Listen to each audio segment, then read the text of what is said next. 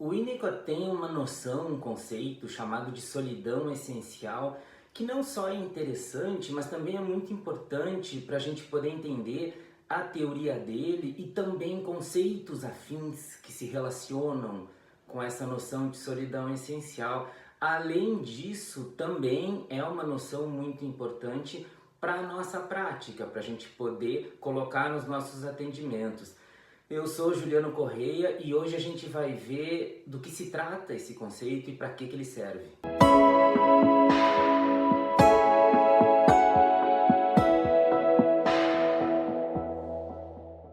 O Winnicott ele tem na obra dele alguns conceitos relacionados à solidão. Eu destaco três: esse que a gente vai ver hoje, da solidão essencial, a capacidade para estar só, e um outro que a gente pode tirar daquela frase dele que é famosa, muita gente usa, e muito bonita inclusive também, que diz assim: é uma alegria estar escondido, mas um desastre não ser encontrado. Então, o que eu pensei é que a gente tem que falar desses três, até porque eu vejo eles intimamente conectados. Eu vejo os três interligados de alguma forma, com várias coisas que a gente possa pensar. Então, na verdade, a gente vai ter três conversas. Estou fazendo uma promessa aqui: se tu me segue, costuma ouvir as nossas conversas aqui, tu sabe que eu cumpro o que eu prometo. Se tem alguma promessa que eu não cumpri ainda, pode esperar que daqui a pouquinho já vem.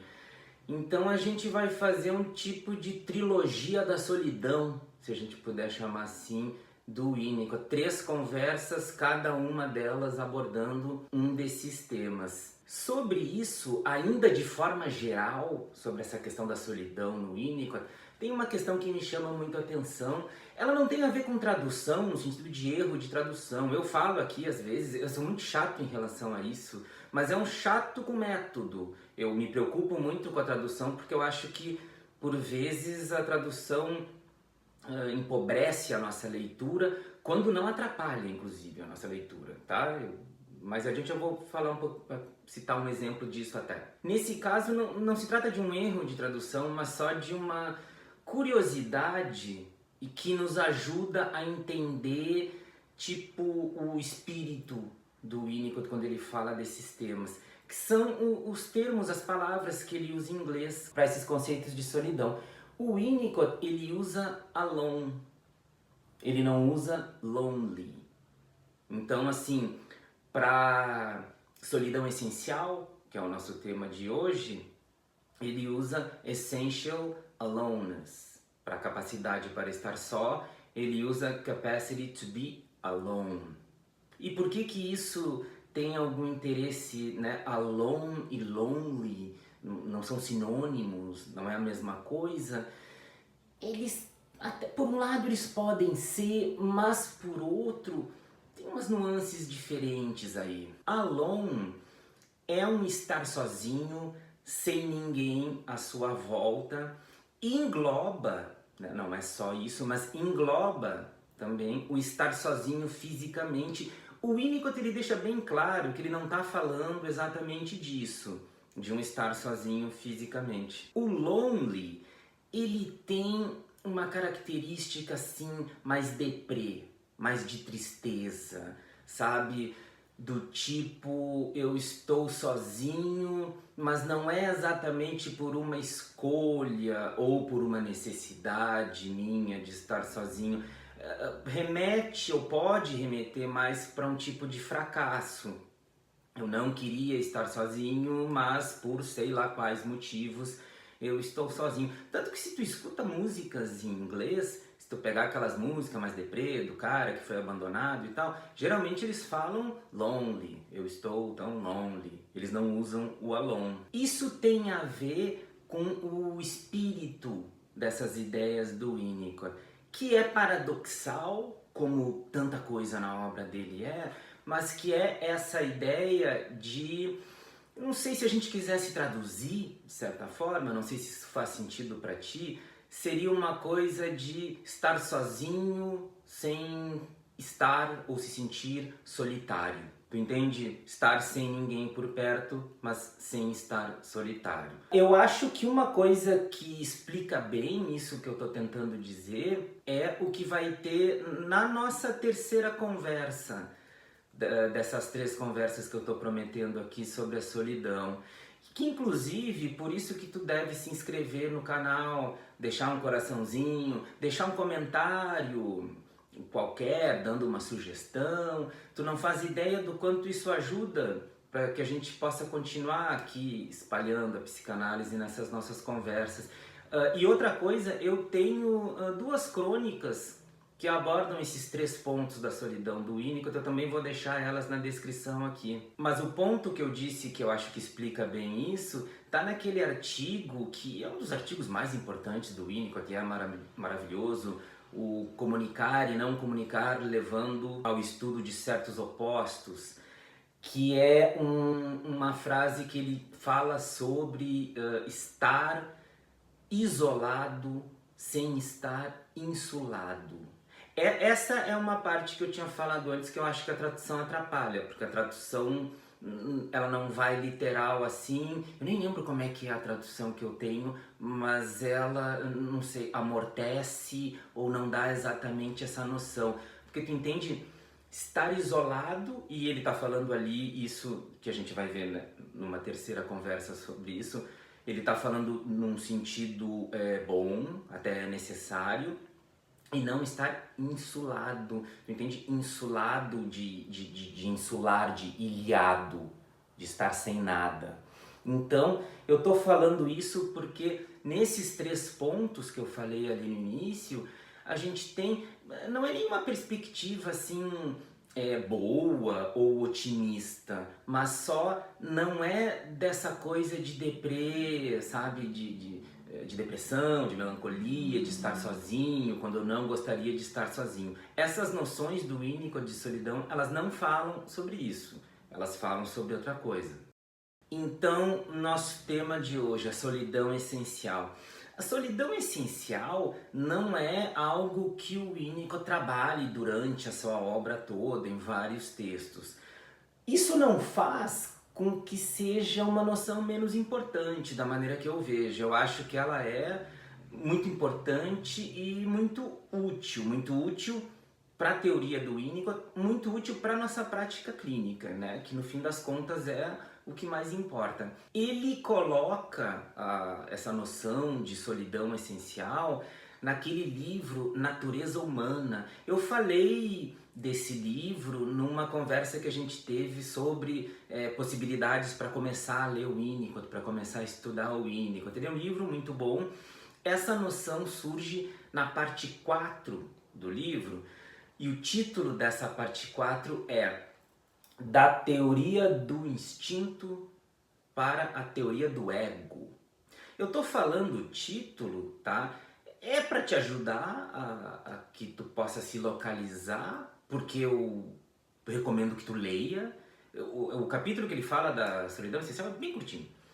Né? Eu recomendo que tu leia porque, enfim, porque a gente tem que ler o original e porque é muito bom. Mas também porque o título dessa parte 4, ele vai ter a ver com a nossa explicação aqui da solidão essencial.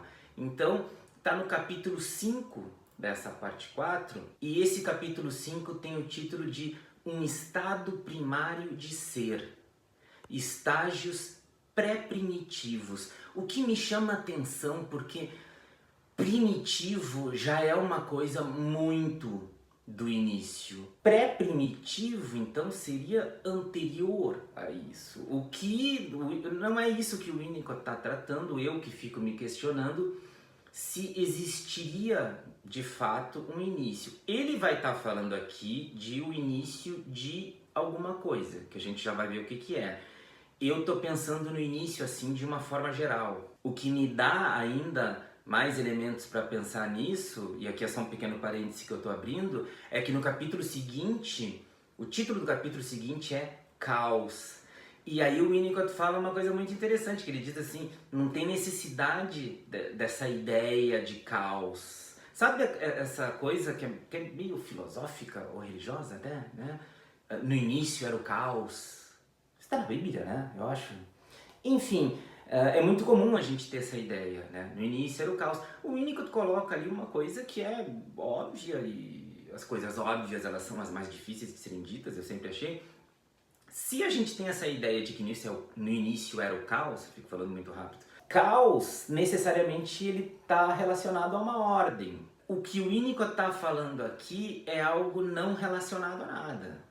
Já vamos ver isso, tá? Só abrir esse parêntese para dar mais força para esse meu argumento. Não é nem um argumento, é um questionamento se existe de fato um início. Então, a solidão essencial, é o Winnicott que nos diz, é um paradoxo. Eu disse, né, eu vivo repetindo, é cheio de paradoxos a teoria dele, o que não faz com que ela fique sem sentido por causa disso. Ele costuma dizer, inclusive, que os paradoxos fazem parte. A terceira conversa que a gente vai ter aqui sobre a solidão é um paradoxo também, aquela frase famosa dele, né? Uma alegria estar escondido e um desastre não ser encontrado. E ele, inclusive, vai dizer de um paradoxo que não deve ser resolvido. Mas então, por que a solidão essencial é um paradoxo? Porque ela é uma solidão sem sujeito. Tu entende a estranheza disso? Porque quando a gente fala em solidão, por isso que eu falei aquela diferença ali no início que eu acho importante dele usar alone e não lonely. Porque quando a gente pensa em solidão, a gente pensa da gente, eu, enfim, né? Da gente estar sozinho sem alguém, né? Às vezes é alguém específico que a gente está sentindo falta, muitas vezes não é alguém específico, é alguém qualquer ou qualquer pessoa, mas né, estar sozinho pressupõe, eu acho que naturalmente a gente pensa nisso, de tu pensar em outra pessoa, mesmo que não seja uma pessoa específica, né, para te pensar que está sozinho. Aqui é uma solidão sem sujeito. Por quê? Por isso que eu chamei a atenção do título dessa parte, desse capítulo, do estágios pré-primitivos, ou seja, é uma coisa muito no início, é uma coisa da dependência absoluta. O Winnicott tem aqueles passos do desenvolvimento, a dependência absoluta, dependência relativa e rumo à independência. E tem um momento ali que ele até fala de pré-dependência, ou seja, eu não sei o que seria mais do que uma dependência absoluta, mas então assim, é sem sujeito porque não se tem noção do outro, não se tem noção da realidade externa, não se tem noção do próprio eu. Não existe ainda, o que vai acontecer depois, uma diferenciação entre eu e não eu. Então, assim, por isso que eu acho, inclusive, a palavra início uma palavra muito fraca para o que ele está querendo dizer, né? Na falta de palavras, a gente diz, é muito, muito, muito inicial. Eu acho que a gente teria que arranjar outra palavra até. Mas o paradoxo da solidão essencial é esse, é uma solidão sem sujeito. É que o Winnicott está se perguntando, tá? E eu até anotei, eu vou ler a pergunta que ele faz, pode olhar ali no texto para te conferir e para te ler o texto todo também. Ele está se perguntando assim, ó, qual é o estado do indivíduo humano à medida que o ser emerge do não ser? Essa é a solidão essencial. Porque ele está pensando assim, existe o ser. A gente poderia pensar também no vir a ser, né? Que é essa noção tão essencial na obra do Winnicott. Só que ele está pensando assim, de onde que esse ser, que esse vir a ser, ele emerge? Da onde que ele surge? Né? Ele está pressupondo assim, ele tem que vir de algum lugar. De onde que ele vem?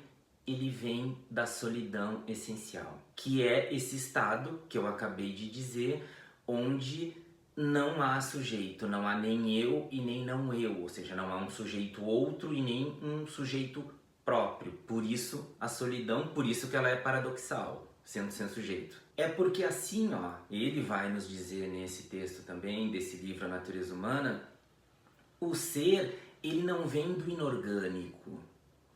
como é para o Freud. Freud, 1920, naquele texto sensacional. Eu digo até hoje, e digo até hoje porque é verdade, é o meu texto preferido do Freud, o Além do Princípio de Prazer, que ele faz a introdução do instinto de morte. O Freud fala, né, que a vida, que a gente pode pensar o ser, ele veio do inorgânico. E a partir disso há um impulso para que se volte a esse inorgânico, que é a pulsão de morte. O Winnicott vai dizer não vem do inorgânico, o ser não vem do inorgânico, o ser vem da solidão. Fica até meio bonito isso, né? Meio poético. Vem da solidão, dessa solidão essencial. Por isso que antes eu chamei a atenção para o título dessa parte do livro, da teoria do instinto para a teoria do ego. Porque o Winnicott não está fazendo, ele não está se apoiando numa teoria do instinto, numa teoria das pulsões. Ele está se apoiando, ele está criando, desenvolvendo, enfim, uma teoria do ego. Então, o ser não vem do inorgânico, não vem do pulsional. Ele vem do não ser. Antes do ser existe um não ser. E este não ser está sozinho. Essa é a solidão essencial. É por isso que nesse texto o Winnicott vai fazer duras críticas, sabe? Porque às vezes esses autores pós-freudianos que discordam do Freud fazem críticas, né? Mas ficam meio se controlando ali. O Winnicott, eu acho pelo menos as críticas duras que ele faz ao Freud, ao instinto de morte. Isso aí não é segredo, né? O Winnicott ele nunca concordou, nunca aceitou o conceito do Freud de pulsão de morte, então ele faz muitas críticas ali sobre essa ideia de que a vida, o ser, vem do inorgânico. Ele faz críticas também a Melanie Klein. Ele não cita a Melanie, mas tem uma parte ali que ele está falando dessa coisa, né? Não, da falta de sentido que ele vê. Até tem uma parte que ele diz assim, bom, talvez eu então não tenha entendido Freud, mas ele diz da falta de sentido dessa ideia de vir do inorgânico, só que tem uma hora também que ele coloca culpa no meio e fala que também não tem a ver essa noção de culpa, que é uma coisa que a Melanie Klein trabalhava muito. A Melanie Klein abraçou com todos os braços que ela pudesse ter o conceito de pulsão de morte, usou do jeito dela e tinha essa questão da culpa inicial. Então o Winnicott ele faz uma crítica a ambos para colocar essa ideia dele mais, que a gente poderia dizer, pegando o título da parte de mais egóica, que, repetindo, não vem do inorgânico, não vem do instinto, da pulsão de morte, vem do não ser, da solidão essencial. Uma outra coisa interessante, eu falei muito sobre essa noção de solidão, né, do alone, para diferenciar do lonely, mas o essencial, ele também é interessante da gente pensar. É uma solidão essencial, ou seja, ela é uma solidão necessária a todos nós. Ela é uma solidão inerente a todo ser. Por quê? Porque ela está no início, a gente pode botar entre aspas, né, já que eu estou encrencando tanto com o início, ela está no início de todo mundo. Todo o ser vem do não ser, ou seja, todo mundo emerge como ser da solidão essencial. Então, tu entende o que eu falei no início, que tinha uma importância teórica muito grande para o Winnicott? Porque, né, a essa altura ele já teorizou todas as questões ali do início do desenvolvimento, como eu falei, daqueles momentos assim que a gente pode chamar estágios de desenvolvimento, da dependência relativa e a terceira etapa, que é o rumo à independência. Ele falou de como esse ser se forma, de como que a psique se reúne com o soma, com o corpo. Então ele falou dos movimentos de integração, que não tem nada disso no início. Com a solidão essencial, ele está querendo dizer, está querendo falar sobre, como a pergunta dele que eu li, de onde que isso vem. Tu entende? No sentido de onde que o ser vem para poder passar por esses processos daqueles processos todos que ele teoriza de integração, de personalização e de todas as outras coisas. Então, essa é a importância teórica. Agora, eu falei também antes que tem uma importância prática da solidão essencial. E nesse texto, o Winnicott vai dizer que essa ideia de solidão essencial, ela continua durante a vida, ela se manifesta de várias maneiras. Ele diz que todo mundo continua com essa ideia fundamental, inerente da solidão essencial. E aí ele vai dizer que muitas vezes ela pode ser buscada, essa ideia de uma paz, né, de uma paz muito grande, de uma paz muito maior que existiria na solidão essencial, através de um processo muito forte, muito massivo de regressão. Nesse ponto também, a gente pode pensar, mas então é igual que o Freud falou. Porque o Freud fala desse impulso para o retorno ao inorgânico, que seria, né, um estado de paz total. Não é, tá? Não é por causa disso que eu falei. O Winnicott não está falando de questões pulsionais, e além disso, a noção do Winnicott de regressão, ela também vai diferenciar da noção do Freud. Isso é uma outra conversa interessantíssima que a gente poderia ter, eventualmente. Eu acho que eu vou acabar falando sobre isso. Eu tenho um artigo psicanalítico no meu site sobre regressão, que é um capítulo da minha tese, inclusive. Eu vou deixar na descrição também. Mas é uma noção bem diferente. Mas o Winnicott coloca, né, o exemplo que ele dá é desses processos massivos assim, de regressão que aconteceriam daí no futuro e que seriam um exemplo do desenvolvimento, da manutenção dessa solidão essencial. Só que assim, ele diz que se mantém, se manifesta de várias formas, só que ele fala isso e fica meio que por isso. Ele não dá outros exemplos, ou ele não desenvolve muito essa questão. E aí que eu acho que entra esses outros dois pontos de solidão que eu falei ali no início, a capacidade para estar só e o desenrolar dessa frase famosa do Winnicott, do desastre de não ser encontrado. Como eu falei no início, eu vejo essas três noções muito interligadas e a gente pode enriquecer muito, enfim, né, estudando, sabendo, discutindo sobre elas. Mas assim, hoje, agora, a ideia era explicar o que é essa solidão essencial. A gente vai continuar então, como eu estou prometendo, com mais duas conversas, a próxima sobre a capacidade para estar só e a terceira sobre a frase famosa que eu fico falando do Winnicott. E aí a gente vai se remeter a essa conversa aqui, até para a gente poder entender que desdobramentos que essa solidão essencial teria, certo? Então, mais uma vez, eu te agradeço muito por tu estar aqui, espero que tu possa ter aproveitado alguma coisa nos teus estudos, que tu possa ter gostado no sentido de te fazer pensar. Se inscreve no canal, vamos seguir junto aqui falando de psicanálise.